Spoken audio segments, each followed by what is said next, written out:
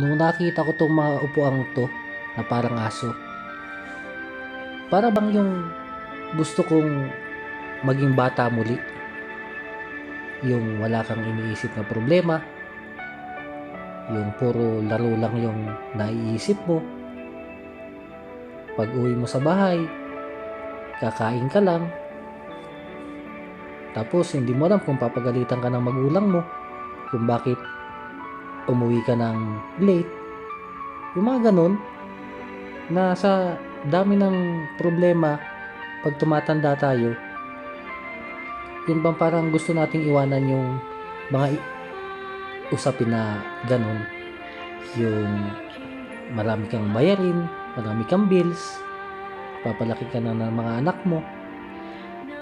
So minsan naisip talaga natin na ang sarap maging bata,